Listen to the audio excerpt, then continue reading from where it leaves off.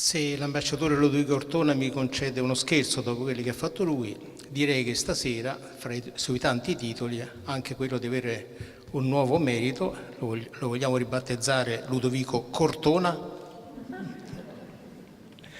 E comunque personalmente, insieme a Paolo Portoghesi, lo devo ringraziare anche per un evento di alcuni anni fa, quando abbiamo organizzato la grande mostra su Roma barocca, curata appunto da Portoghesi e Fagiolo, nel quarto centenario della nascita di Pietro Cortona e anche di Bernini e Borromini, che nascevano negli stessi anni a fine Cinquecento. Sono stato molto emozionato e commosso a leggere il libro, a sentire le parole di questa sera. Se dovessi dare un motto a questo evento da studioso berniniano, sceglierei per questo meraviglioso disvelamento il titolo di una scultura di Bernini: La verità scoperta dal tempo.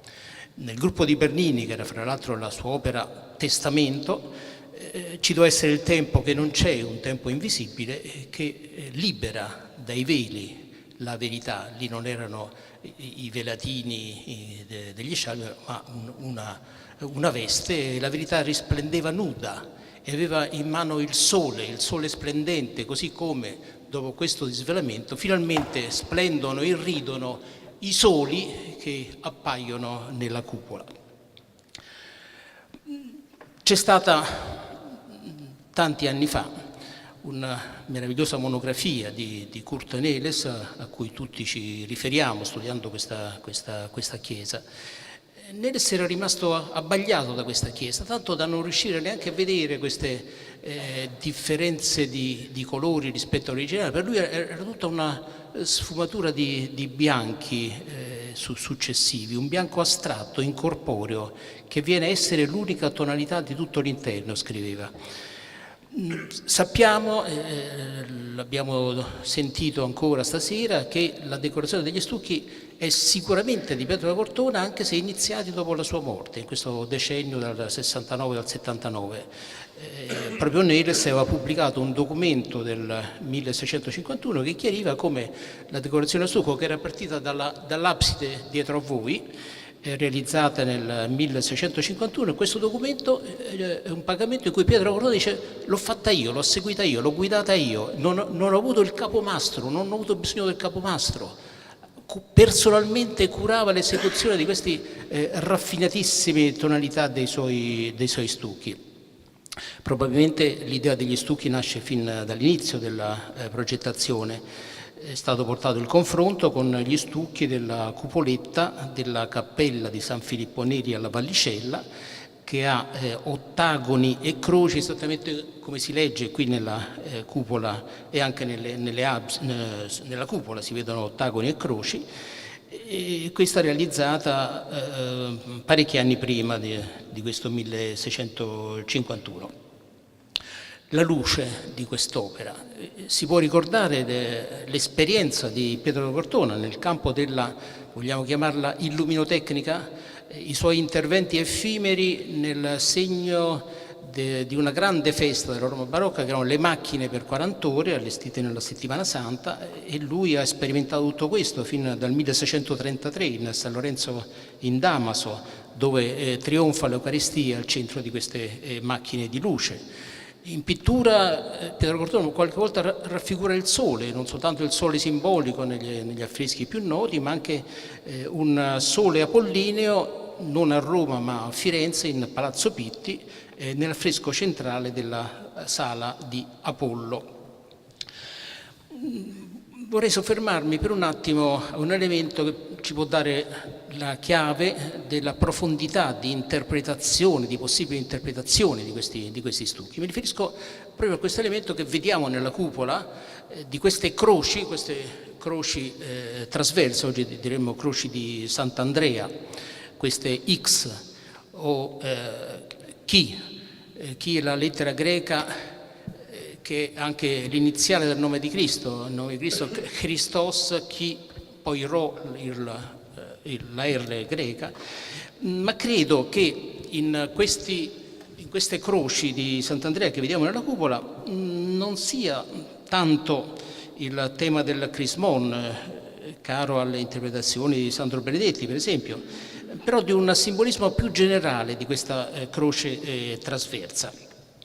Ecco dunque il senso di questo chi, è una lettera, un segno che Platone nel Timeo descrive, lo vede nel cielo, questa croce di Sant'Andrea che appare nel cielo, come simbolo dell'anima del mondo nella intersezione del circolo dell'equatore col circolo dell'eclittica. È un fenomeno, una lettura quasi astrologica oltre che cosmologica. Il simbolo è stato poi riletto in chiave cristiana. E poi c'è un altro simbolo, la X è un numero, il numero romano 10, è la decussis, come dicevano i latini, e corrisponde per i greci alla tetractis di Pitagora, il numero 10, un numero piramidale formato dal 4 alla base più 3 più 2 più 1, un numero piramidale che contiene in sé tutti i rapporti musicali, una sorta di quintessenza di matematica e di armonia. Nele si riferiva anche alle teorie estetiche cosmologiche di Giambattista Cucchi, un grande teorico di inizio del Seicento, che era in sintonia anche con Galileo Galilei. Avrebbe affermato un sistema dell'universo, a Cucchi, con al centro il Sole, motore immobile e sede delle idee eterne e divine, dell'assoluta unità, bontà e bellezza. Il Sole, fonte di ogni bellezza, è Dio, che come principio aggruppa e unisce tutte le cose. È principio e fine di ogni movimento e centro del cosmo ruotante. Non a caso particolare attenzione viene riservata da Pietro da Cortona negli stucchi della cupola a questa figura del Sole, come mi sono riferito prima, che peraltro è uno degli elementi araldici di Urbano VIII, che splende anche nel Dorata, nel baldacchino di San Pietro, o anche in Palazzo Barberini, che era inteso come Reggia del Sole in onore al Papa, che tra i suoi emblemi coltivava anche il sole splendente. Ma mi riferisco sempre in questa X, in questa grande X, in questa croce trasversa, a un rituale che è avvenuto anche qui, sicuramente. È il rituale della consacrazione di ogni chiesa, quando il vescovo traccia al suolo una grande X a terra con la sabbia o la cenere o l'olio e unisce i 4 angoli della chiesa. Nell'arte di Pietro da Cortona troviamo una X nella cupoletta di quella cappella di San Filippo Neri, la Vallicella, di cui ho parlato prima, e anche nella volta della lanterna, a prosecuzione delle 4 colonne portanti libere agli angoli di questa cappella. Fra l'altro quelle croci alla Vallicella sono disegnate come una sorta di chiesa a croce greca, con 4 absidiole alle 4 estremità.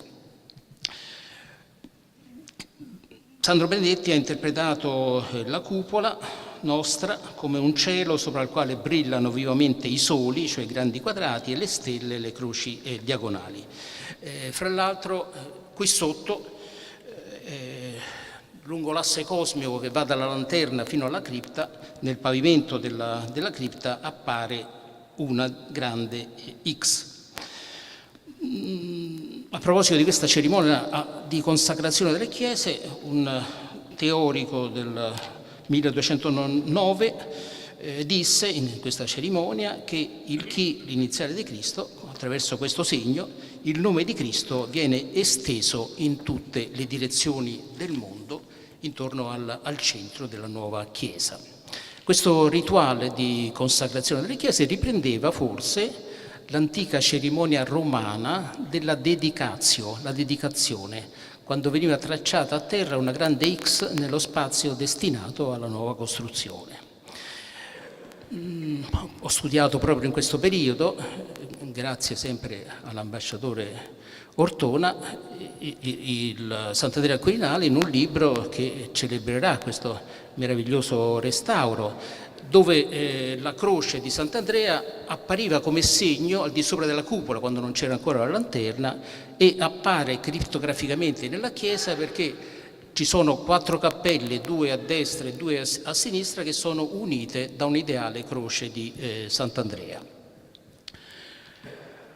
Però ho anche un'altra idea, e sappiamo che nell'architettura dei grandi architetti, pittori, scultori del barocco, che sono anche grandi pensatori, i significati possono compenetrarsi. Io credo che ci sia anche un elemento vegetale dietro a questa croce, dietro a questo segno.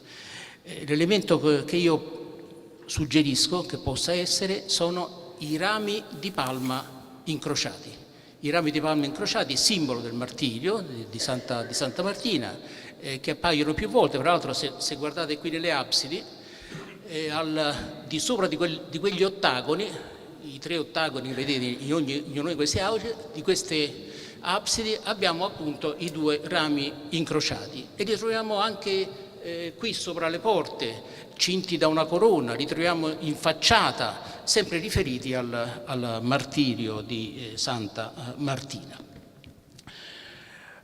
Neles parlava di una metafisica della luce, con riferimento sia alla trattatistica teologica cristiana, sia a un trattato di fine Cinquecento, in cui la Chiesa viene presentata come immagine del cielo e non può avere altro colore che il riflesso del sole divino, il colore lucido, il colore della luce, come si legge in questo trattato del 1596.